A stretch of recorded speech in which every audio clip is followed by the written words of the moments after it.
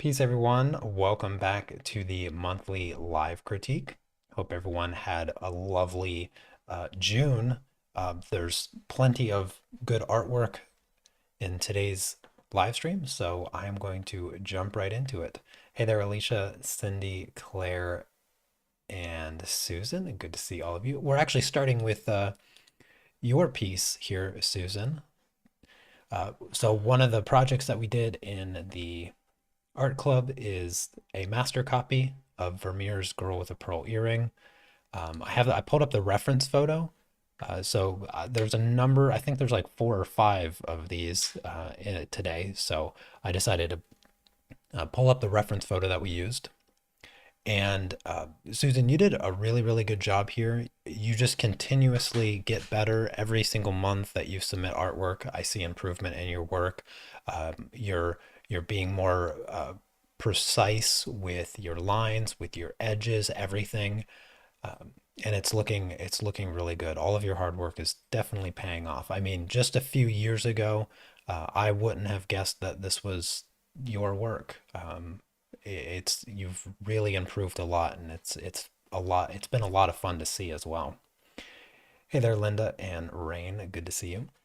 Okay, so let's talk about the things that you did very well. The first thing is the colors.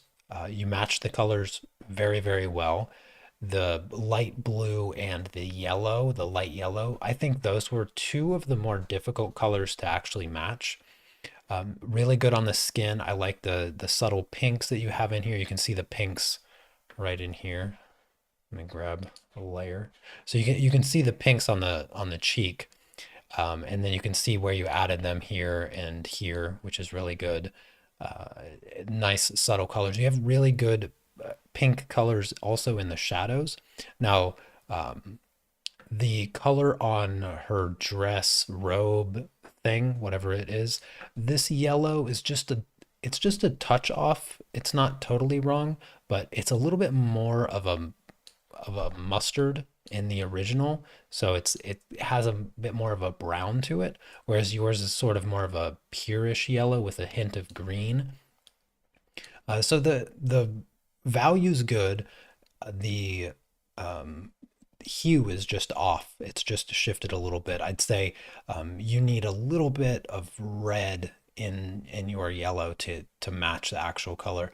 Same thing with the shadow. The shadow here is it's green, but it's more of a dark forest blue green, where you have yours a bit brighter yellowish green. So here with your green, you can see that it's a little bit lighter, and it also leans a little bit towards the yellow.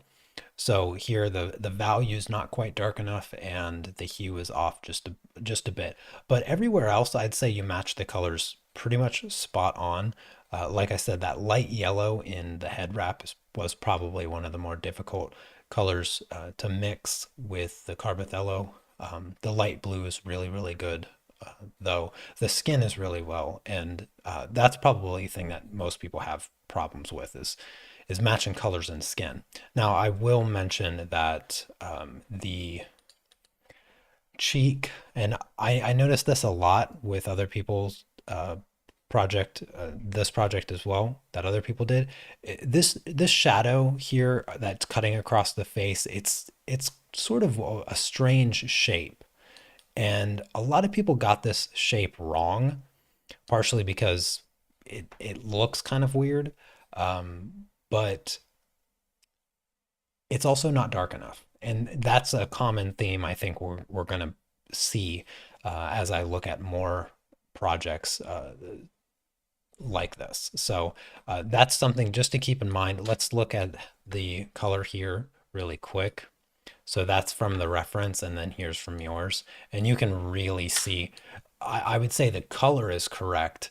It's just the value that isn't dark enough.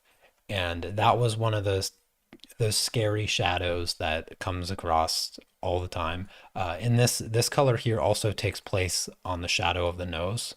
So this is that color right underneath the nose. You can see it's the same color, and then here's your shadow. So you're pretty much using the same shadow for the cheek and underneath the nose, and neither one of them is dark enough. As far as the color itself goes, the nice chocolatey color, you have correct on the hue and the saturation. It's just not the correct value. And that's fine. Those are just things to notice and improve on in the future. Same thing with the dark blue. The dark blue here, you notice some really, really dark spots, like this really, really dark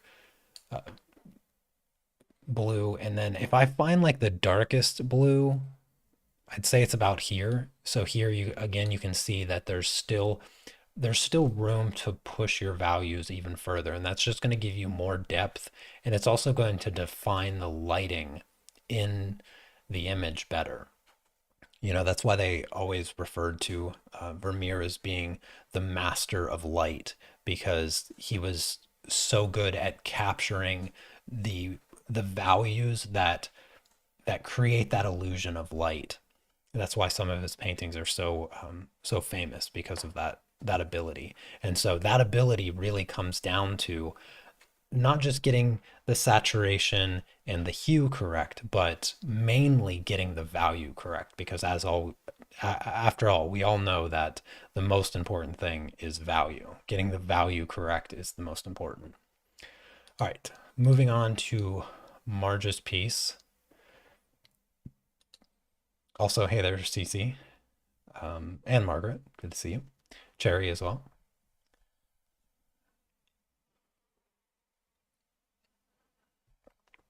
And now this project here that Marge did, this is an old one, but a good one. I think maybe we did this one last year. I have the worst time trying to remember when I did these projects. They all just bleed together over the past few years, having done so many. But this was definitely one of the fun ones. More difficult because of the layering and the fact that we did this with colored pencils. So doing landscapes with colored pencils, I usually avoid like the plague, because uh, I find it less fun to do landscapes with colored pencils than I do with virtually any other medium, because of the access to layering that you have with like acrylic paint or oil paint or pastels or even watercolor for that matter.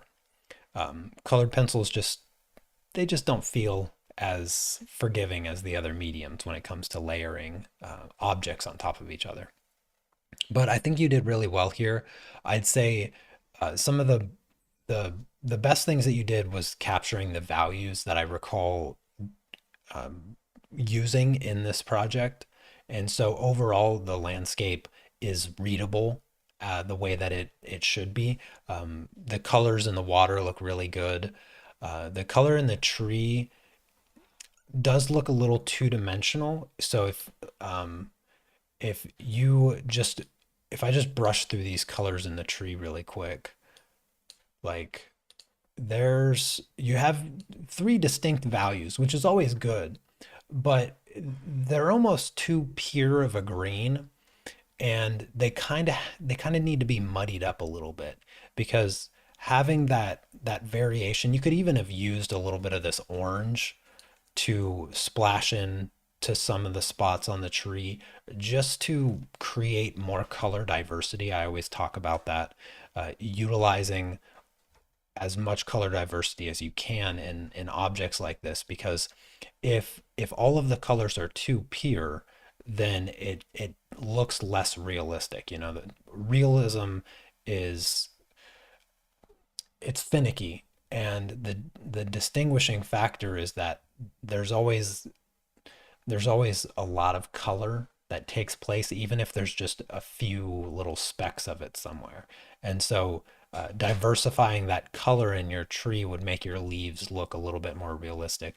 The other thing is some of the spots on of pattern are a little bit too uniform, and this is something that will come with time.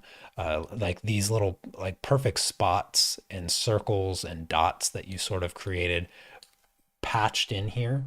It's good to have those different textures and those different values, but they're a little bit too uniformly spaced, and that's tricky. I'm not going to pretend like just by saying this and pointing this out that magically the next time you color a tree, everything's gonna look like leaves. It is exceptionally difficult, but it's something to just be aware of, because if you're aware of it, then you can avoid it in the future.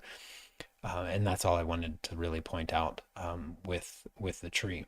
Otherwise, the other thing is you notice how like the green of the tree matches the green of the foliage behind it, and that's another thing that you want to think about in terms of creating depth in landscapes.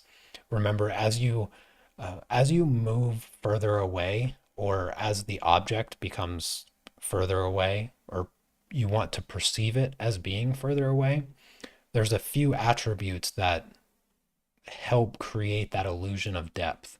And that's really important with landscapes. Those come down to saturation and value. So as objects move further away in the scene, their saturation level comes down, which means the colors are more dull and a little bit grayer.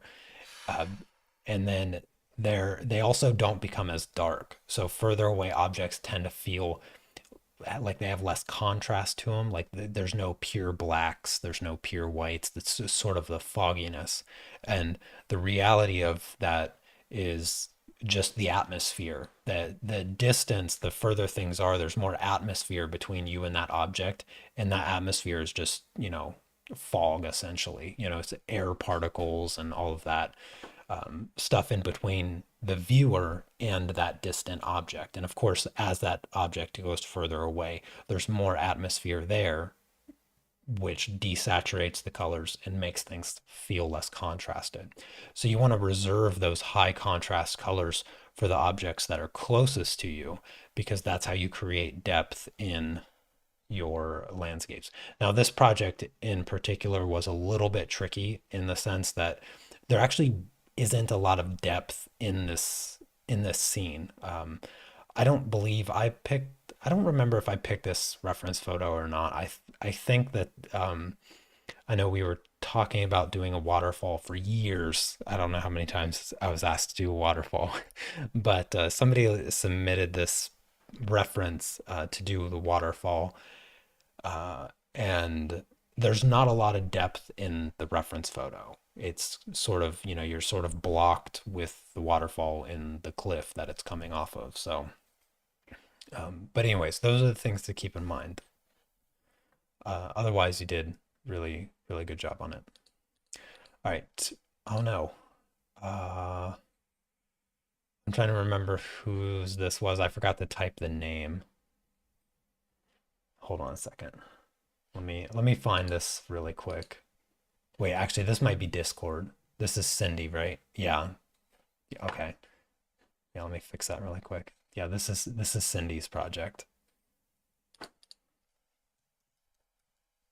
There. And like I said, there's going to be a number of these ones here. Hey there, Chandri. Good to see you.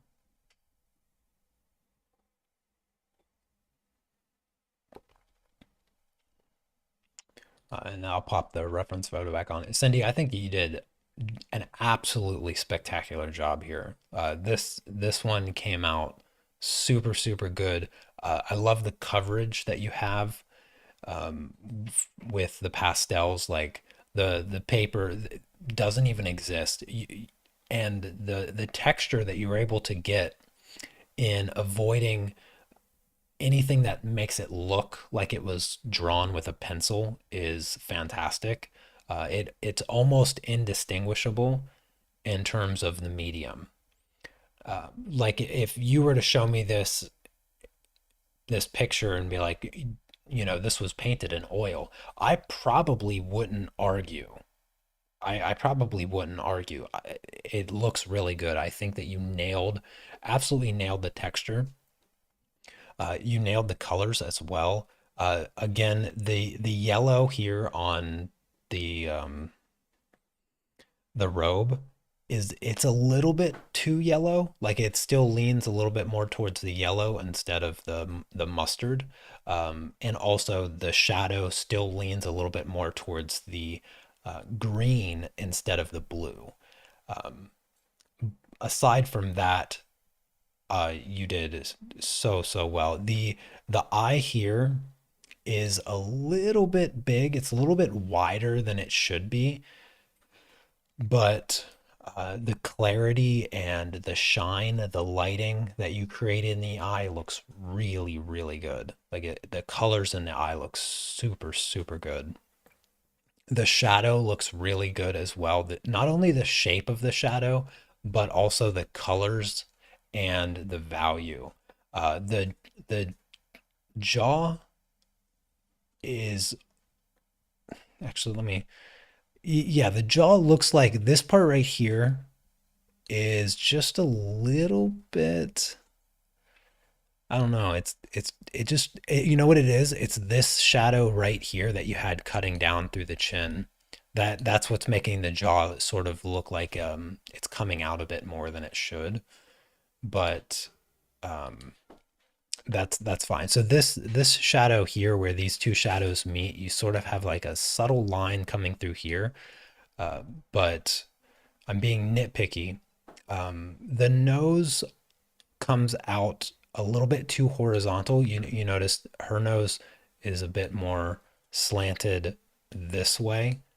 Yours comes out a little bit too flat on the front, but that's not too bad. At least you got the values good. This curve here is nice. The bridge of her nose needs to shift out just a touch. You can see it's shifting out, so it's not so straight down. Yours is a little bit too vertical here when it should just gradually smooth out, kind of like that.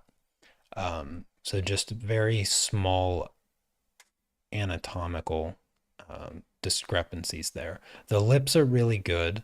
The teeth look good as well. Um, yeah, the highlights. There is a little bit of a highlight. The shadow sort of fills in this space here on the chin. So you see that little curve. So you're slightly missing that curve of light around the chin. But other than that, very, very good. Yeah, very, very good.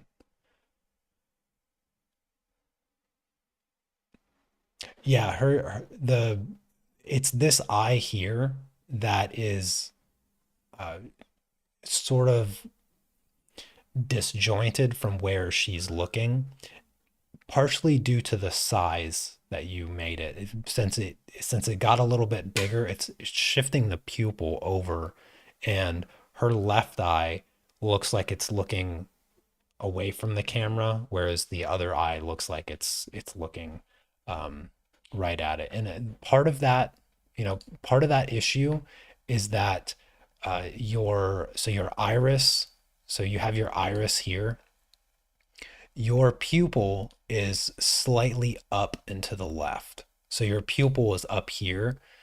Same thing with the other eye. Your pupil is a little bit up and to the left, and that's what's causing that slight strangeness to where she's supposed to be looking. So um, be very mindful of centering your pupil because that can cause some weird sort of expression in the eyes. All right. Up next is Dorothy. She did the the AI portrait, the first AI portrait since we're doing another one. And I know that she's not super familiar with colored pencils. She's not real comfortable with them. And I do appreciate that you added a nice pan pastel background. Um, I think that you chose a good color for the background. Um, and you did really well on this portrait. I mean, the as you get better with colored pencils, you'll learn to manage your layers a little bit more, and you'll as you get more experience, you'll want to cover the paper more. I can still see a little bit of the paper, and I can see some space where you would have been able to layer more and get just a smoother overall effect of the drawing. Um, the the eyes were one of the things in the reference that were slightly off, and they still feel a little slightly off here in the drawing. part of the corrections that we needed to make with the reference was the ear and the eyes, and just a little bit with the mouth. The mouth had some kind of weird artifact to it, but overall, um, I think the irises do look a little big, and the pupils are slightly shifted up. So the pupils aren't quite centered, and the irises are a little bit too big. But other than that, I think the eyes look quite good. The same thing with the gaze, like she's looking kind of in two directions, just slightly, and that's partially due to the misplacement of the pupil, but not bad at all. And you seem to be one of the few people that removed the red makeup around the eye. I don't know if that was intentional or not, but if it was not, then definitely need more vibrant red around the eyelids. I think now the other big problem with the project was the ear, and I think that you did a great job replacing the ear that the reference photo had. Because the reference photo, for those of you that never seen the reference photo, it had a double stacked ear slightly. So it's sort of the AI put an ear and then it copied like the top part a little bit, like a second time, and her ear looked way too complex to be a human ear.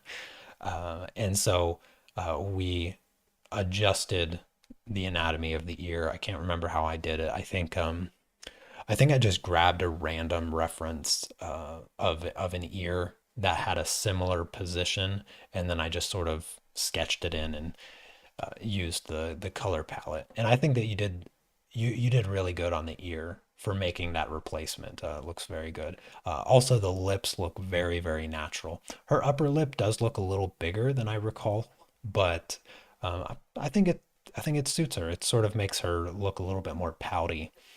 Um, and then also really great job on the nose. Now the shadows overall I think need to be a little richer in color. They feel a little dulled down. They need a bit more of the orange and a little bit more color to them. And just a touch darker. Like the shadow here in the back, this shadow here does look a little desaturated, which you want to try to avoid when possible. Same thing with like the shadows on her lips. Like there's some vibrant pinkish red coming in there, but like the crease in her mouth, it's fine to have like that the deepest shadow black.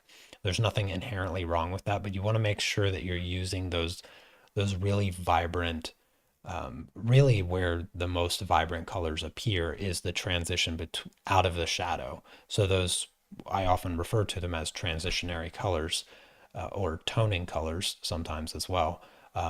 The transition between shadow to light, that's where the most vibrant colors come into play with the skin. And here you just don't see that vibrancy coming out. But the shape of her nose and where I see the shadow being established is really good. All right. Up next, I got a whole stack of images here from Linda. Overachieving for the month of June was Linda. She drew more than everybody. So the first up is the Prairie Dog project. And Linda, I think that you may have done your best animal to date. Uh, as far as the fur goes, I think this is the best that I've ever seen you do. It's a very natural looking fur. Lots of really good blending between colors and values. Um, Great direction and flow that you've established here. It looks very natural. There's nothing anatomical that looks off about the prairie dog. When you look at it, you're like, okay, yeah, that looks like the hip there, comes down to the foot, the arm coming through, the shoulder, where the head ends, the neck, all of that stuff. So as far as the anatomy goes, I think that you placed the colors and the textures really well here. The hair does feel a little frizzy, so which is fine for like a natural animal, but just keep that in mind. So uh, there, the way to get really smooth hair is to make sure that your lines don't cross each other. So the hair that looks too perfect is when all of the lines are parallel from top to bottom. And you don't see that naturally. It's the hair just doesn't do that. And so the degree in which you crisscross your hairs introduces the element of like frizzy looking hair. And here, perhaps just a little bit too frizzy in some areas, but I don't think that it's overdone to the extent that it looks like it was electrocuted, you know? But I think, yeah, for sure, really good on the values and the colors. I can see like the oranges and the bright yellows coming through. The one thing that sticks out to me is the size of the eye.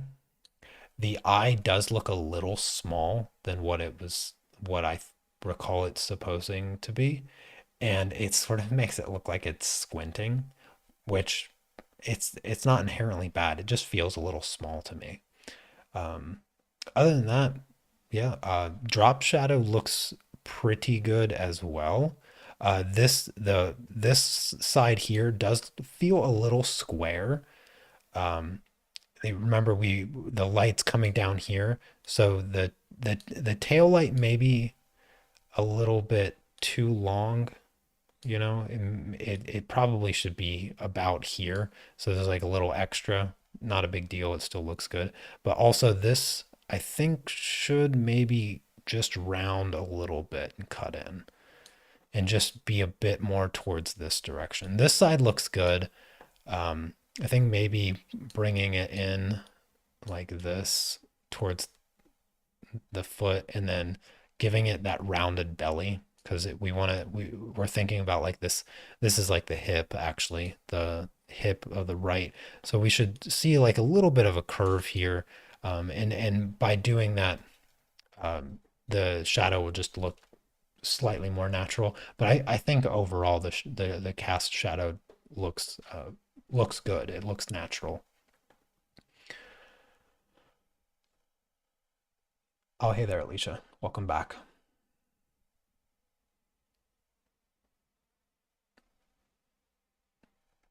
Oh, okay, Linda. No, it's fine.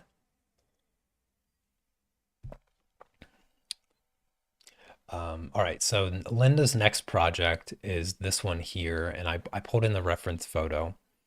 Um, and this one's really cool. I like the idea of the artwork being of another artist working on artwork. It's sort of that artwork inception kind of idea. And this one came out really good. One of the things I want to point out really quick and just move on from is how well you matched colors. Like it when you have the reference photo pretty much right next to artwork, the colors match so well that it almost blends into it. Like the edges of the reference almost blend right into the grass because the colors are so close and so well matched. Now, one of the things, let's just execution, you nailed it. Like the accuracy, the depth, the colors, everything is really really well done.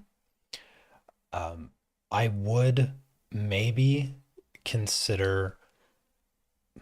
I don't know if this is the full reference. Uh, if you cropped the reference and this is the cropped version of the reference.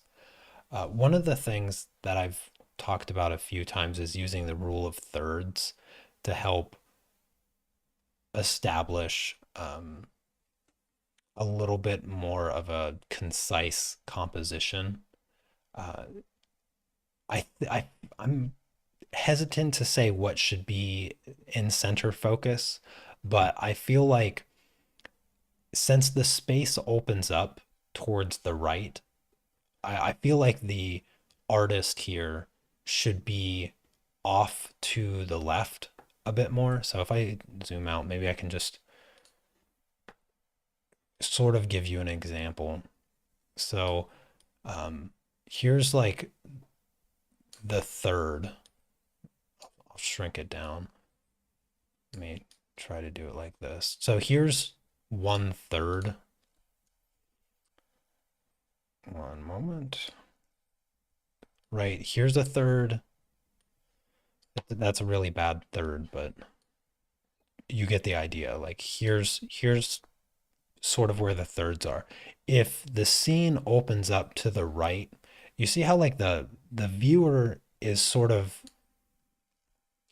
aiming their eyes that way. And so compositionally, I feel like the right side should be the open side, meaning that's where the space is, simply because the subject is looking in that direction.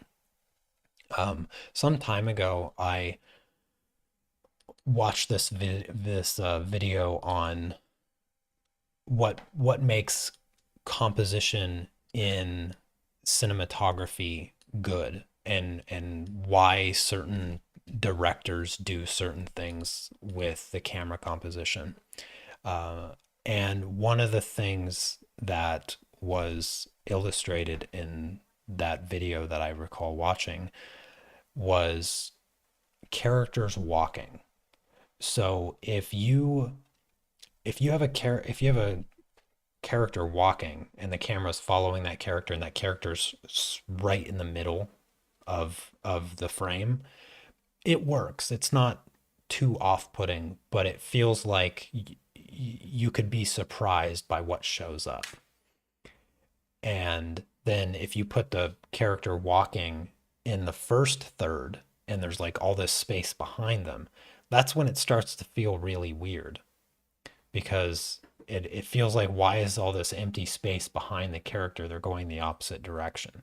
So it feels kind of strange. And it could elicit this feeling of being rushed. So if the character is like rushing somewhere, then having them in that forward third, moving in that direction, it can create the illusion of speed. And then when you put them in the back third and you see more space as to where they're heading, it just feels better. It feels more natural for the camera to be following them and have that space where they're viewing. The other thing is just just the influence of direction as well, because when a character moves from the left side of the screen to the right side of the screen, they're moving in the same direction that a majority of the world reads. Now, there's obviously exceptions to that, but especially in American cinema, most of the time, English speaking viewership, but that that moving from left to right sort of feels like progression, like they're going from point A to point B.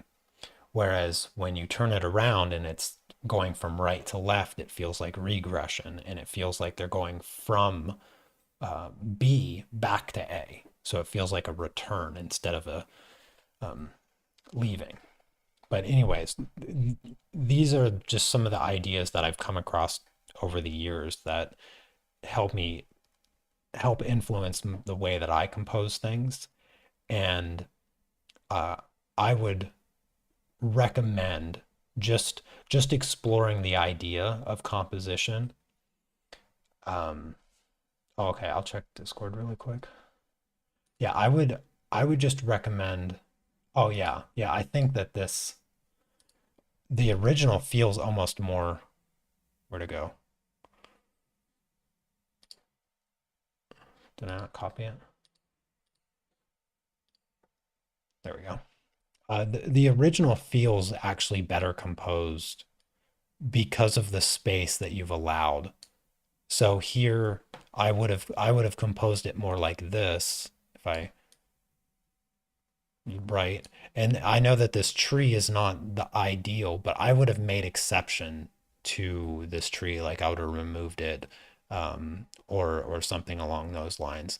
But having this extra space to the right where the subject is looking that way, it gives the viewer of the image a little bit more perspective as to what the subject is looking at. It gives us more of that direction because that's what is sort of the lines are kind of pointing in that direction. So if I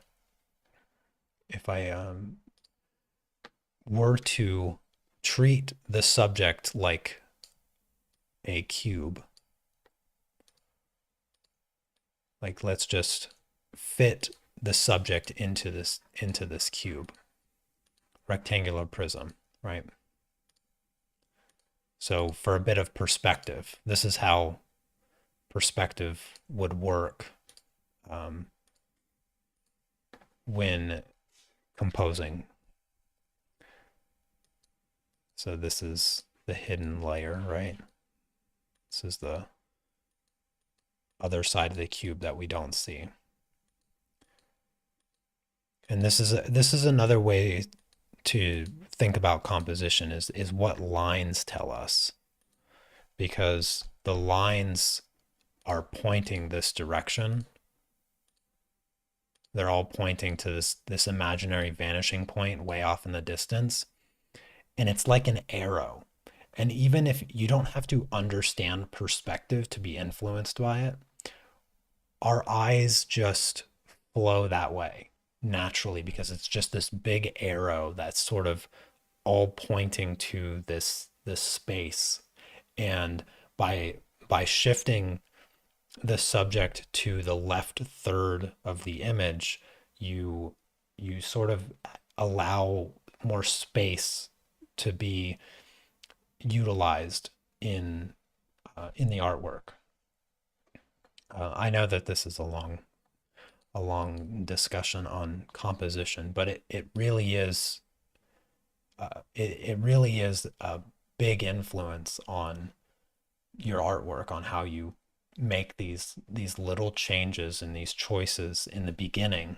Um, but yeah, composition is one of those things where there's no exact science, and that's what makes it so hard. And I would just, maybe I'll try to find a video or two that I think is good at sort of exploring the idea visually with composition, and share it in Discord or something.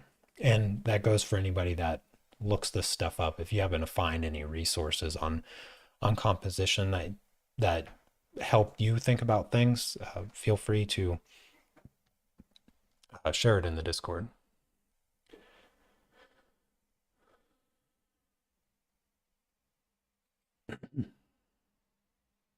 Oh, absolutely, Linda.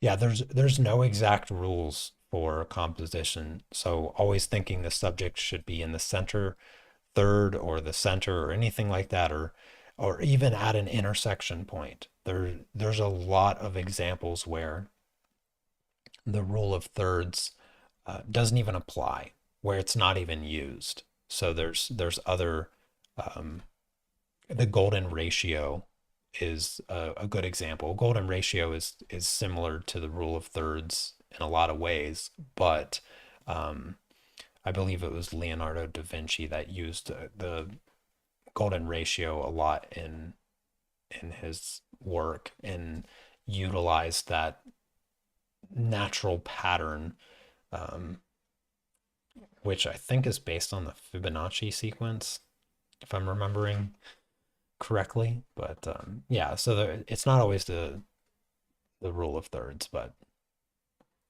yeah, there's a ton of different ways to use composition. Anyways, I'm going to move on to Linda's next project, uh, which is just crazy that you even tried this. Taking a low quality photo and colorizing it and doing it in colored pencil. I have nothing but admiration for you on this project. And I think you adopted the colors and the values just magnificently. Um, the it's it would be very hard to do this on my best today because the quality of the photo. I mean, there's a very high degree of difficulty filling in the information that you can't visually see. That's a big challenge. I mean, just look at like this little boy's eyes. They're literally shapes. They're not even eyes here that you see. This girl has her eyes closed. Like you barely can even recognize the shapes. I mean, you would have to know these people to even recognize them in this photo. That's how obscure most of the features are. And I think that you captured them really well by focusing on what's important, and that's the shapes and the values. And you chose really good palette of colors for all of the subjects in this image. I think that maybe the green in the grass is a little bit too green. I feel like the green surrounding the subjects is a bit too strong, but you still maintained the values, which allows it to not distract you too much. Because there's almost more detail and texture in the grass than there are the subjects in the photo. And so it makes it feel less three-dimensional slightly. It doesn't quite separate the subjects from the background, which it's this was a difficult project, so I can't hold that against you in any way. Um, and I think that you did really good job with like the folds on the clothing and the shapes. Um, yeah, I don't even know where I would recommend improving on this. Truthfully, yeah, I think overall it's really really well done. It's a difficult project for sure, but you did a good job on it. All right, up next is Cherry, and I have a couple of her projects. The first one is the um, prairie dog. I keep forgetting the word prairie dog, but again, with this one, the fur looks really good, the texture looks really good, the colors and values all look really good. I like the sharpness of the claws and the feet. That extra, clarity on those smoother parts really help make the fur look fluffier. Now this is a good example of a slightly more smoother fur in comparison to Linda's. Um, the hairs are going a little bit more parallel to each other, and that's just making the fur feel a little bit smoother, less frizzy. Now, one of the things that I want to point out here, Cherry, that it's just one of those experience things when it comes to fur and hair. So you isolated the shapes really well, where like the different colors come in, where the different anatomy and all of those shapes, um, where you looked at the fur and like, okay, this is where this color is, and this color starts to transition here, and there are the shapes that sort of break it up. The only issue is that you didn't quite blur the line enough. Like this edge here in particular, like this line here and this line here, the edges where it goes from like this dark brown fur to this more orangey tan fur, that edge is just a little bit too defined, and it almost it almost blurs the line between shadow and fur pattern. Like, you know, in pattern, I mean like leopard spots, zebra stripes, those kind of things where there's a there's a clear separation of like that's a spot in the fur color. That's not a shadow. That's a spot on the fur, or that's a stripe on the fur, or whatnot. And here, because these some of these lines, um, like I said, these this line here, and also like this really light part of the fur, it just feels a little bit too disconnected, where like the edge doesn't quite move into the other color soft enough, and it becomes fur pattern as opposed to just the changes, the subtle changes in the fur color.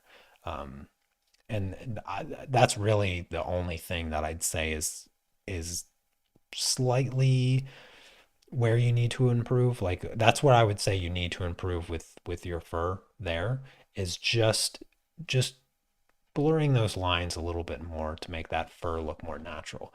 Aside from that, I think that you nailed it. Like it's really good texture. Like this is probably one of the more difficult animals that we did. Small animals tend to have a lot of complexity to their fur, with the changing direction. A lot of changes in a small space make that more difficult, in my opinion. But overall, I think that you did really good job at capturing the likeness. Like when I look at this prairie dog, I see the prairie dog that we worked on. So I see the reference there, and I think you did a really good job on this one. Um, and then you also did a really good job on this one. I think, of all the Vermeer projects, I think that you captured the colors probably the best. The blues, the yellows, and the mustard yellow, all look pretty spot on. Even the shadow, like, some areas, the shadow on the robe are not dark enough, but I'd say overall, the color, that you needed to get, you found. You got it really, really good. Again, the you have the shape here on the cheek, good, but it's still not dark enough. There's still a little bit of space there for you to push it just a little bit darker. But everything, yeah, everything looks really good. Her mouth is a little bit too wide open here. You see a little bit too much teeth. Um, let's see, I'm just looking through some stuff. Yeah, but as far as color accuracy goes, really good. Like this dark color here, that's perfect. That's perfect right there. That's the color that I don't think anybody got really well. Yours is pretty spot on. Depending on where I grab it from, it's like right there, something like that. Yeah, I mean it's pretty spot on.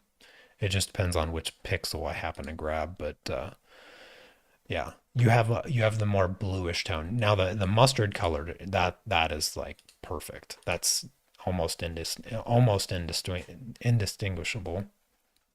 Here's the cheek. What I was saying, like yours is just not quite as dark. Um, so there's just a little bit that you need as far as, the darkness there goes on her cheek, the darkest part. Same goes for the nose. There's a little bit too much of a roundness to her nostril. You can see her nose, in the reference photo, is pretty solid, just straight up a triangle. Like it's very angular. Just so you sort of have this shape going on. It's pretty much a triangle. Um, and by using that shape, you can, help, establish the dominant shape of your nose. Your nostril just has a little bit too much roundness to it. In that shadow there, this shadow here, it's also like a kind of a triangle here.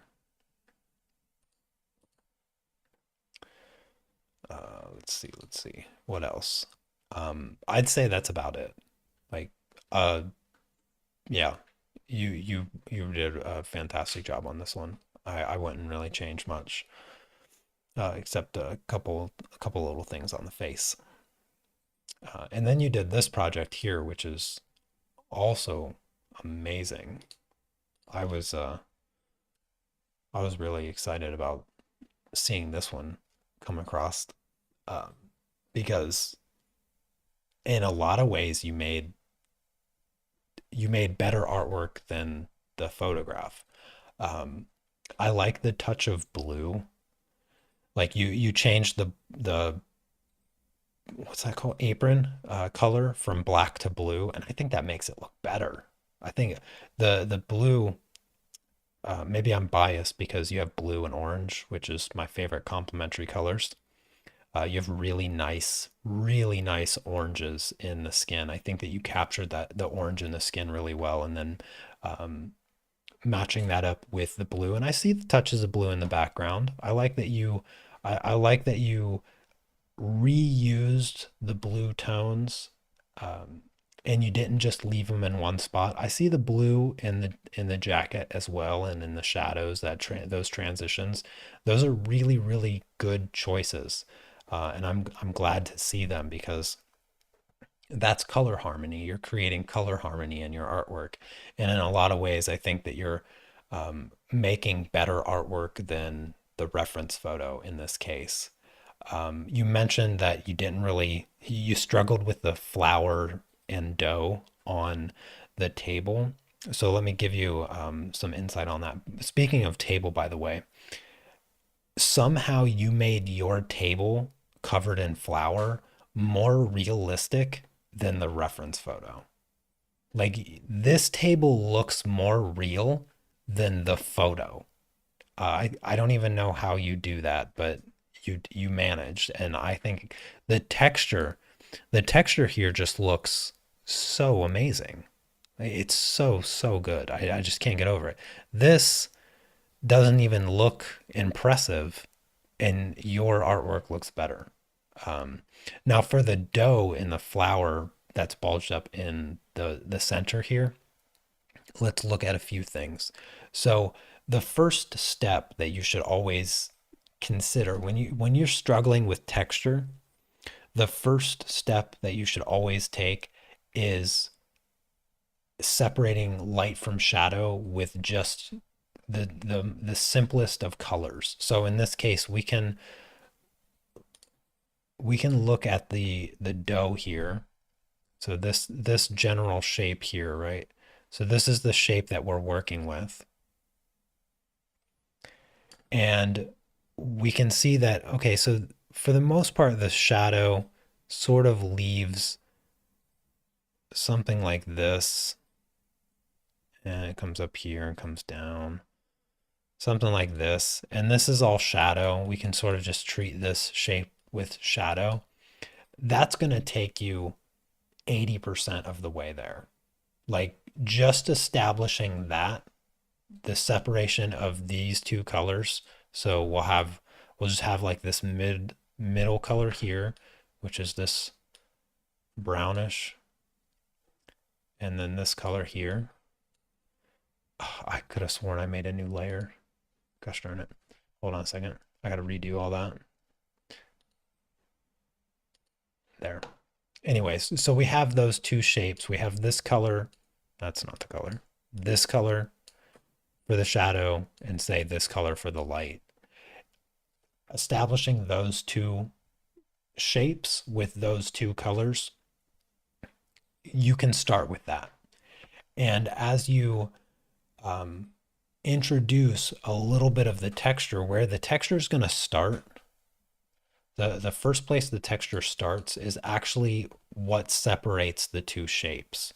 So if we just get in here a little bit closer, I know it's all pixelated, but so this was part of the shadow here that I originally sketched, right? So now when you have this shape, you take this color and you break up where the shadow ends.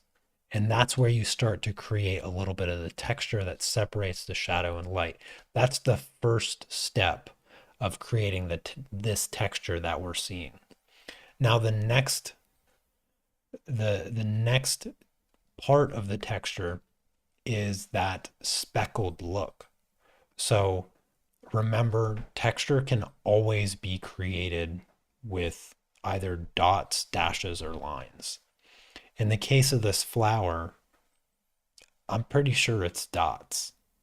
Like I don't think you need anything other than dots with this texture of the flower slash dough. Um, and if we look at the way that you created some of the texture, the way that you've done it is you've sort of started to identify the separation of the shadow and the light, but I would guess that you sort of did both at the same time. So you're working with presumably a lighter base color with the shape. Like you have the shape well defined, like the overall shape of the object that you're creating. But where's the shape that separates light from dark? That's the thing that I noticed that you're missing. And I bet that if I were to just, I'm not even going to look at the reference photo. I'm just going to make it up. I'm going to select what I perceive to be where the shadow would be, right? And I'm just going to sort of scribble this in like this. And I'm just going to select this back part that I would say this is where the shadow is, or this is what should be in shadow. I'm just going to fill it in with black. I'm going to give it a little bit of a blur. So something, just soften the edges, maybe something like that. And no, Control U. I'll add a little bit of color. So maybe like a brownish yellow. Yeah, something like that. Yeah, like that. And then I'll change the layer to multiply. And then I'll just turn it down a little bit. So here all I did was create a shape that I didn't even look at the reference photo for, that clearly separates the shadow from the light. That's all that I did. And just ask yourself, does that change the way you feel about your dough? Like, does it feel like it's more flowery or more doughy just by establishing the separation that more clearly? So here's without it. And you said it sort of looked like sausages, I think, is what you said. It sort of looked like sausages. I don't see sausages, but um and then here's with the shadow that I created without even looking at the reference photo. I just sort of scribbled it in there, right? Just by creating that little separation, the textures that you did create, I don't inherently feel like you did anything wrong with those textures. I just feel like you left out the more important thing. And that was the clear shapes distinguishing shadow from light. And so always allow that to be your first step with anything you are uncertain of. If over time you're constantly going to be coming across objects that you're not sure how to approach, whether it's a ball of dough or a tree or a person or some animal that you've never drawn before that has features you've never practiced.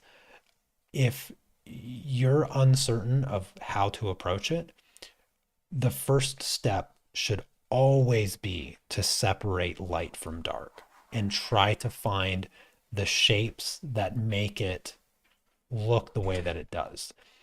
These shapes are what defines the three-dimensional world.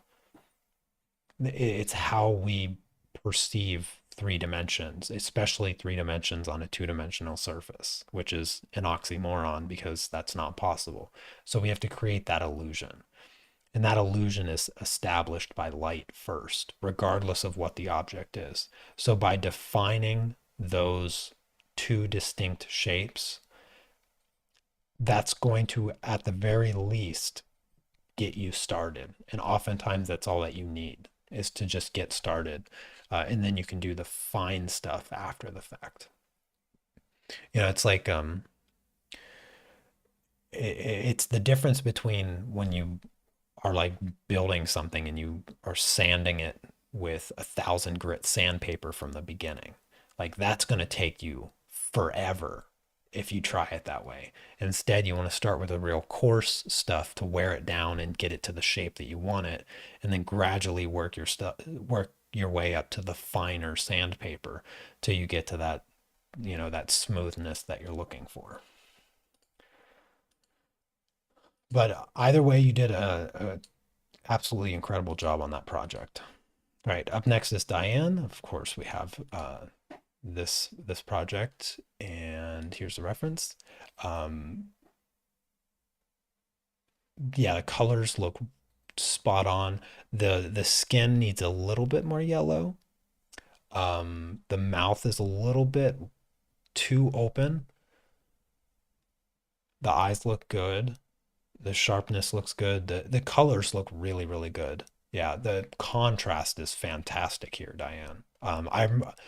Ever since I think it was your last monthly mastery, you've been going really bold with the values, and it works super, super well. The shadow on the face, I love that you pushed the shadow on the face. I think that um,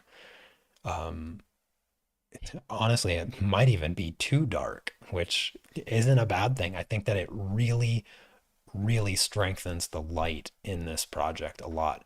The color on the robe, spot on. Love the green blue shadows. Really strong contrast, defining the light everywhere. Yeah, this is super good. I don't really have much else to say here. Again, it looks like the nose may have given you some problem here. The tip of the nose looks a little short. Looks like it should come out just a bit. You can see um, the nose, the tip of the nose with the lip using that vertical line as a sort of measurement. I can see like a little bit of line here, maybe like a little bit of line, but the shadow needs to come out a little bit more because here's the edge of the mouth. And if I go straight up, there's nothing. It sort of just stops. Whereas with the reference photo, I'll zoom in a little bit more. The front of the lip, I'm going straight up. I'm still hitting the tip of the nose. There's even a little highlight right there, like right above that edge of the lip. So here's the edge of the lip going straight up. There's still a little bit of space there that needs to be filled in. And I think that's the only thing sort of changing the shape of the nose um is it's just a little bit too short.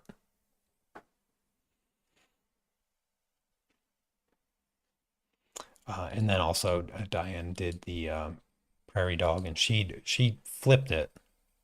She did the prairie dog from the reverse angle. So she flipped the line art. However, she kept the light. So um, she sort of took just the line art and then reestablished the light on it. Um, and here, the you captured the light correctly. I would say that the light, the highlight, rim light here looks correct. Wraps around the head a little bit, um, but the fur, the the direction of the fur looks a little bit off in some areas. So if I highlight the direction that I'm reading, it sort of wraps around continuously. It's almost too continuous in its flow, where it wasn't quite like that. So who, Linda, I think it was. Was it Linda's? Let me just move it out here to do a little comparison. So you Linda had a little bit more frizzy fur, and then who was it? Cherry? You did it too, didn't you? Yeah, here's Cherry's. Let me move that Cherry's out, and we'll just have a look at all three of them because all three of you have different fur. Shrink this down just a little bit. So all three of you have slightly different fur. Um, and so Diane, yours is almost too perfect in that continuation from one side to the other. And you can see that the direction of the fur on Linda's, so on the back, it's sort of flicking out like this, and then it gradually comes in.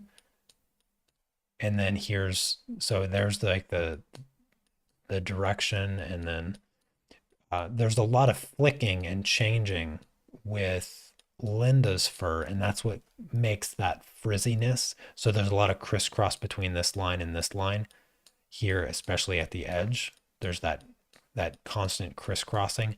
That's creating the frizziness. Also here, there's a lot of points and crisscrosses and stuff with the fur coming towards the front.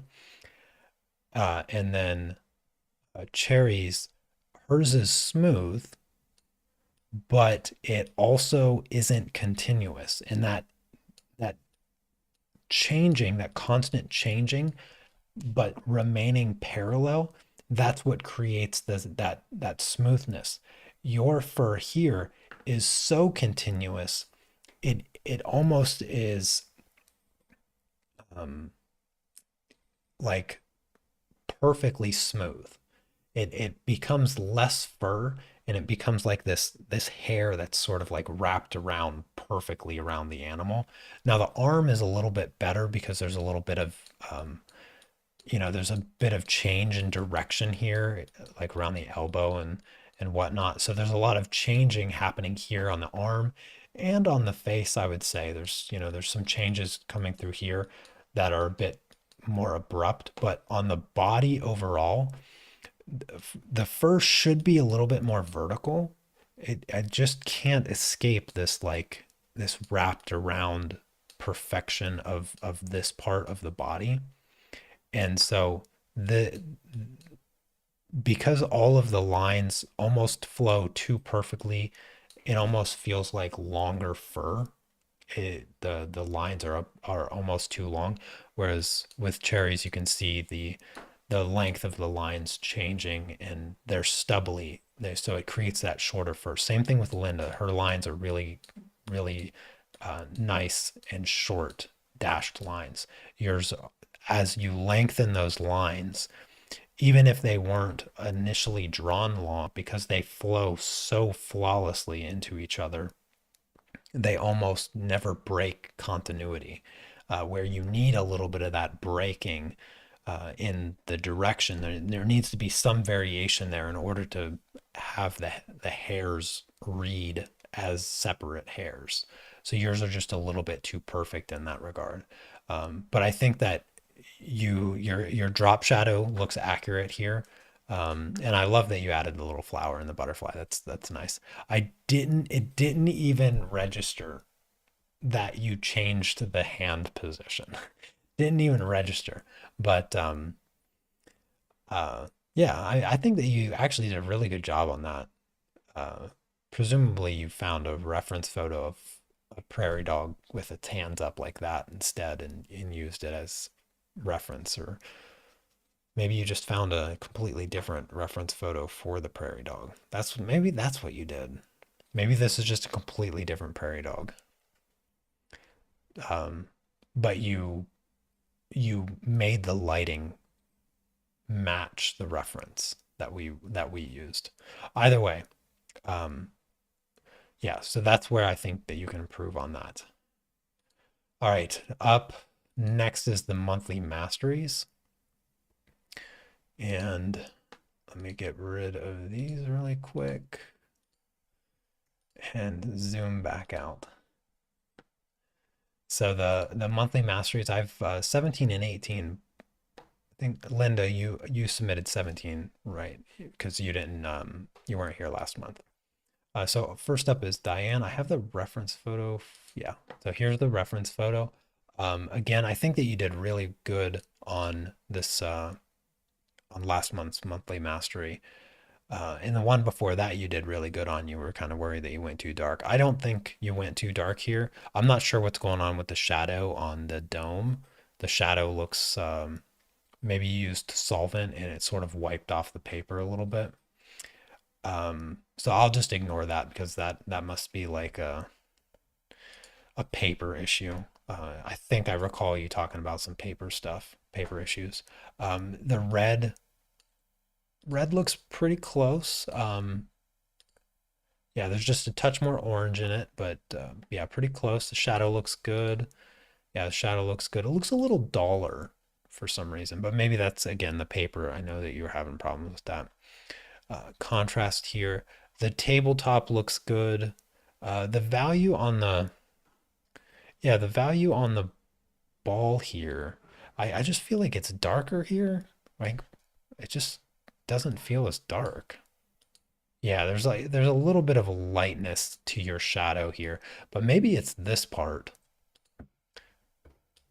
Because yeah, so your highlight or your light side of your sphere is a little bit too dark actually. And that sort of is making the shadow not look as dark. Um, the orange looks good, very vibrant. Yeah, that looks very close. Yeah, the green is good. This looks a little bit blue here. Yeah, this shadow looks just a little bit too blue. Yeah, so just a touch too much blue in this green on this part. Not enough yellow here. You're missing a little bit of yellow on the light. I don't even know what to call this shape. See, see the here's the actual color. Here's yours. So your saturation is down a little bit. Value's good, but you need to bump up the yellow, increase the saturation there, and then you'll get closer to that nice warm brown. This shadow looks good. Yeah, that shadow looks good. I would say this is yeah, this is a solid A. This is a solid A minus actually. Yeah, this is a solid A minus. So this is good. This is what I love to see with the monthly masteries. So well done once again, Diane. All right, up next is Marge, her monthly mastery. Is this isn't colored pencil, is it? This could almost be colored pencil on sandpaper, the way the texture is reading. So first thing that stands out to me is the paper's not covered. There's still a lot of paper texture, whether this is sandpaper or this can't be pastel, right? Usually I'm really good at reading the medium that it's done in. And I want to say that it's colored pencil on pastel matte or sandpaper, or it's just pastel because it almost reads as pastel, but I'm really reluctant to say it's pastel. The table is what tells me like the table surface feels like pastel. Margaret, are you in chat still? Um, Cece, where did you post your projects? Because when I look in Discord, I saw that you posted in the subscription or the not, the submission page, but you just say submissions for July critique, both colored pencil, no solvent, multimedia paper, 4x6. But you never posted an image. You just you just wrote that and then even Linda was confused, and she messaged you or she replied to you and said, "Did you forget to upload the pictures?" And I don't see. You didn't respond to Linda and you never uploaded pictures. You goofball. Anyways, so Marge, I'm not sure, I'm not 100% sure which medium this is. It's paint on paper with colored pencils. Oh, okay, okay. So the first thing, you got to cover the paper with the monthly masteries. It's all about the fundamentals. So covering the paper and clear lines and matching the colors.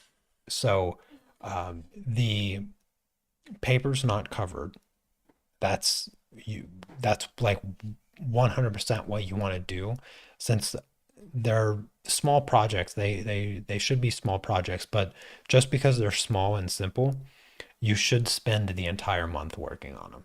Uh, Even if you only, work on it for 5 minutes every couple days, make sure that you cover the paper, even if it's with the wrong color.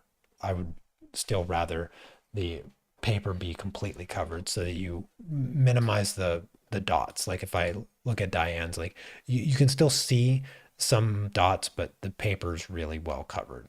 Um,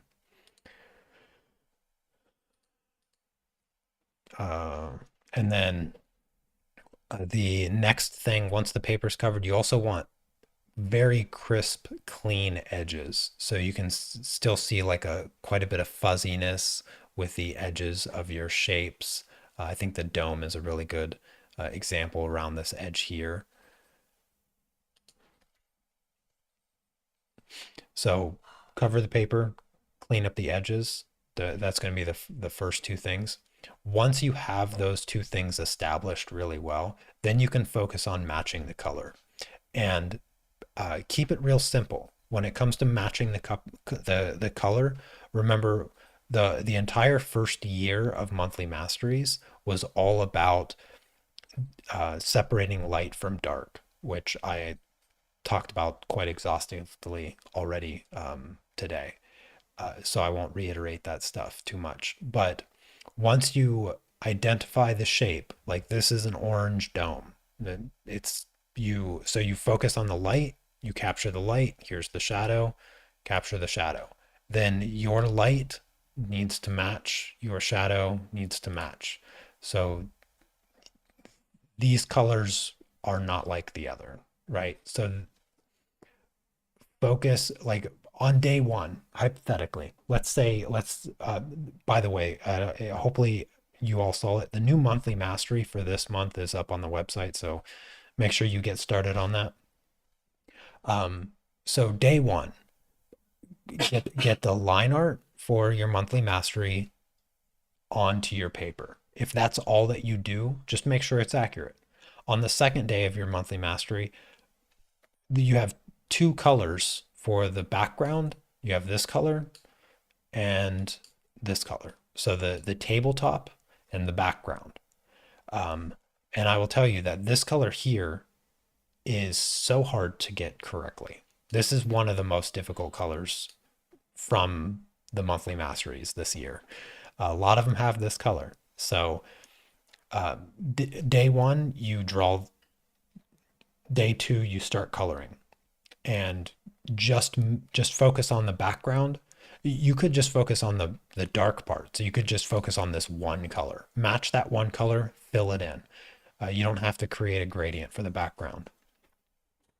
And all you do is focus on that for day two. Maybe you spend 10 minutes, maybe you spend 20 minutes. You don't have to do too much.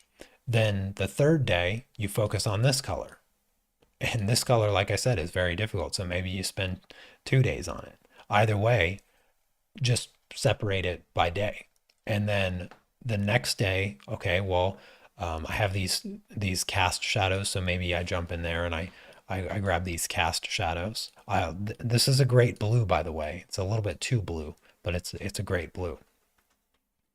Um, and so you focus on that. And at this point, you're only 5 days into the project, and now on the second week of the project, you focus on the shapes. And so maybe you start with the pyramid here, and so you get the light You get this light color here, and you get this shadow color here. Why is that brown? Didn't I grab that color? Okay, maybe I didn't. And then you get this shadow color. So you have three colors that you have to worry about with the pyramid. And so maybe you do the pyramid is kind of small. So maybe you just do it all in one day. And so you focus on matching these three colors, right? And then the next day you focus on matching these three colors of the rectangular prism, right? And you just break it up shape by shape, color by color. And you could finish this if you did it day by day like that, where you're only spending 10, 15 minutes matching one color, you're done in 3 weeks. And so you have a whole week and a half maybe before, um, a whole week and a half before the next monthly mastery comes out and before uh, the the live critique. So really, really take your time and maintain your patience with the monthly masteries, because they're not monthly masteries if you rush through them. If you just sit down and do it in a day. I don't want you to do the monthly mastery in a day. If I wanted you to do the monthly mastery in a day, it'd be the weekly mastery.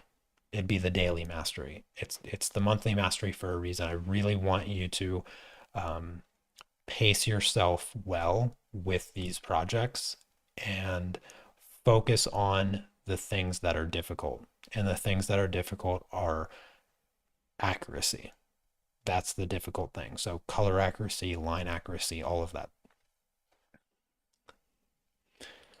So just keep those things in mind moving forward. And then here's Linda's. Linda's yours. This is so good. Um, this is really good, Linda. This is what taking your time and focusing on matching the colors, getting clean lines will look like. Like this is where you want to be. Yeah, the monthly masteries, I like to hear that they take weeks. I like to hear that they take weeks, Cherry, because they should. It should be something that you spend weeks on, not hours. Don't count it in hours, count it in weeks. I like that. Um, yeah, this is phenomenal work here, Linda. This is by far your best monthly mastery. This color here is off just a touch. It's not too bad. It's off just a little bit. Um, Same thing with the top. This teal color is a little tricky. It's slightly off, but it's not too bad. The pyramid is spot on. The pyramid is really well done. Uh, this is a little bit too red. That's a little bit too red there. Maybe.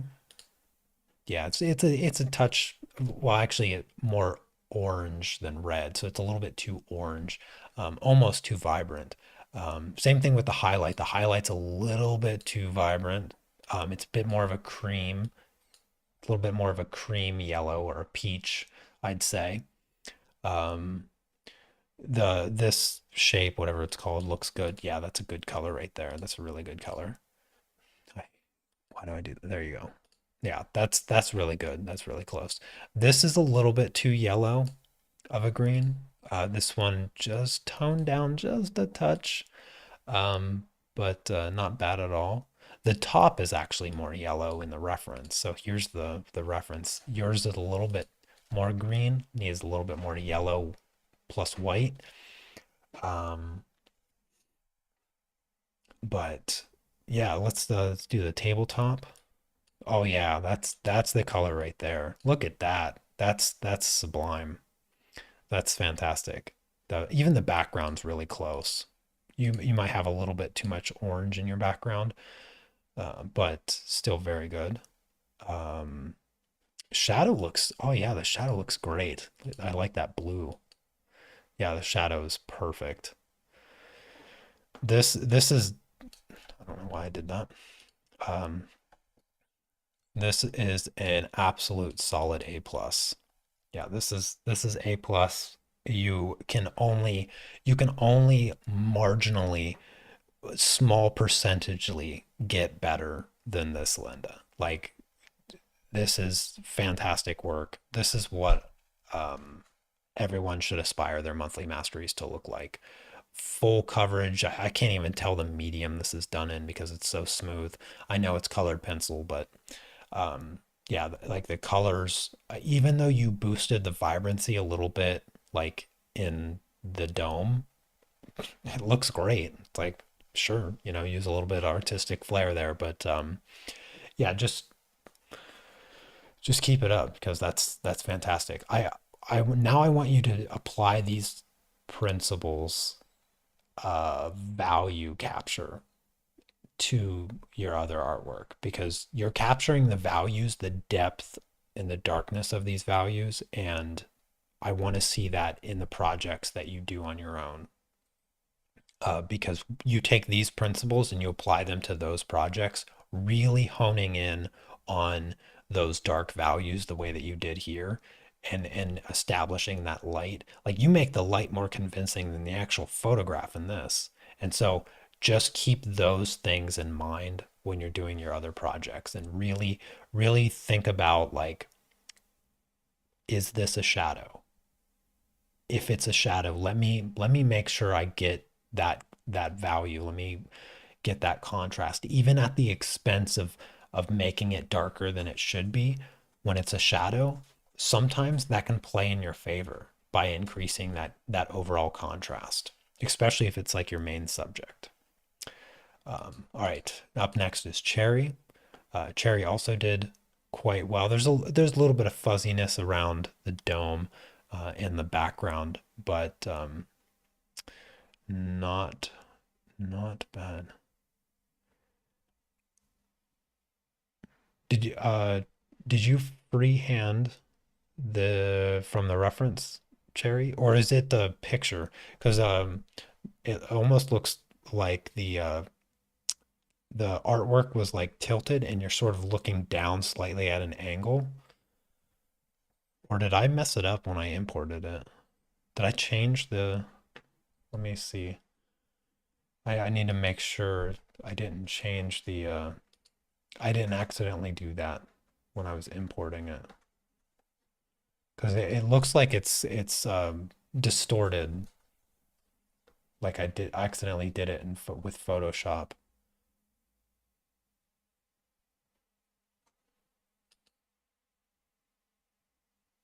No, I don't think I did anything. Get rid of the reference really quick. Because that is off, right? I'm not like wrong there, right? Also, yeah, maybe your phone, yeah, the cameras on phones have really um what's really wide angle, like ultra wide angles on phone cameras, um which can cause quite a bit of distortion. So I'll just chalk it up as phone camera. But e- very smooth on yeah, very smooth on the background. There's some areas that are a little rough, like I said, around this is a little rough, but it's not too bad. Colors on the pyramid look good. This color looks good. Yeah, that looks really good, actually. Yeah, I thought it was like maybe a little bit too light, but yeah, it's just a touch too light on here. It's a little bit closer here, actually, I think. Yeah, so the value you have here should actually be the value that you have here, and this value is just a little bit darker. Yeah. So the value is just slightly off, but the color is very accurate. Color here looks a little bit too light. Yeah, that's the color there, right? And so here you can see the value difference really clearly. Let me get in here. So yeah, the value here is not dark enough. The value on this looks good. This color's a little off. So this is more of a sandy gray where you need a little bit more a darker brown, slightly yellow. Um, this color, that looks good. Yeah, that looks pretty good. Looks a little light. Yeah, looks a little light. There's also this, don't forget this cast shadow. So you have like the cast shadow from the sphere coming across, but it actually comes down and creates a little triangle on the corner here. So you have that shape off just a little bit. Um, the top is a little bit too blue. This is a little bit too blue. You need some more green in there. It's pretty close to the value. This side needs to be a bit darker. So this side should be a little darker. This color looks good. Yeah, that color looks good. This actually, this side here is really good too. This is really, really close to that color. Actually, it's like it's identical as far as that's as close as you can get. Those two colors. Like you can't even see the separation of the two colors. This is, I'm not sure what's going on here on this top part, but this is way too light. You can see the difference between those two colors is night and day. This part needs to be much, much darker green. This here, the reflection on the sphere, or the not the reflection, the shadow side of the sphere is very, very blue. Like it's very blue, but it's more of a green blue. It's like a sea foam green blue. And yours is a little bit more natural blue, like a baby blue, sky soft blue kind of thing. And so you can see there between the two colors how much greener the reference is versus how much bluer yours is. So you just slightly off on the color there. Um, Other than that, I mean, you could probably sharpen up your edges a little bit more. Um, but I have to say, it has to be, yeah, it can't be the phone camera that changed these shapes. Like, I think the accuracy of the line art is off. Yeah, because proportionally, well, maybe not here. Yeah, for sure. Like the sphere, like if I draw this line, like you can clearly see the edge here, but if you look up here coming across, the edge is not so far down. And it just seems, I don't know, everything seems like wider, right? Doesn't it seem like everything's a little wider slightly? Maybe it is the camera. Yeah, so maybe just ignore that. Maybe it is just the camera making the making it look like fatter, I guess. It just looks fatter, but not proportionally tall, you know? Everything looks wider for some reason. Like the dome and on top of this thingy, it just looks like a stumpy mushroom, whereas this one looks like a taller mushroom. Everything just looks stumpy. And even the sphere is less of a circle and more of an oval in the fat stuff. Maybe you should stick to pastels. No, it's good to explore the medium. All right, I have Linda's monthly mastery 17. And Linda, you must have really uh you must have really listened from last month since you didn't submit the monthly mastery 17, so you didn't get my input on it. But from the previous live critique and implemented that into the monthly mastery 18 because your 17, the difference between your 17 and 18, it's not even comparable. I wouldn't even suggest it was done by the same person. um your monthly mastery 17 is still really good, but your monthly mastery 18, where's that here, your monthly mastery 18 is just phenomenal. I can still say just off the bat that this is a solid B. Like this is a B in comparison to what you did for monthly mastery 18. Um, the the colors look really good. The colors, yeah, the colors are spot on, but like the clarity, the edges, not nearly as good. Like the edges are all fuzzy. Um, but the colors the color accuracy and stuff is very, very good. The purple here on the face of the cylinder is a little bit too red. You need a little bit more blue in there. But aside from that, like, yeah, the colors, the lighting, the value here, this is a little bit too light. That's a little bit too light. You can see the how much darker that is. So the value is off just a tiny bit. And this is what's, making me say that it's a solid B. But clearly, you had much improvement between this one and last month's. So just keep moving in that direction, and you'll be better than me by the end of the year.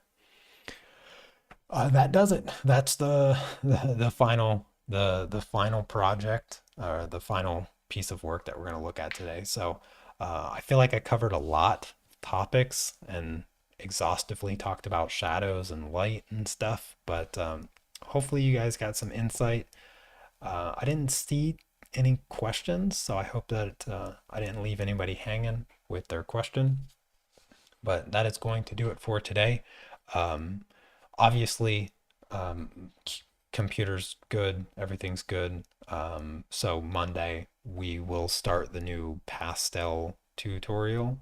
Hopefully you had enough time since I didn't stream earlier this week to get your line art all set up and find the composition that you wanted for the new pastel project.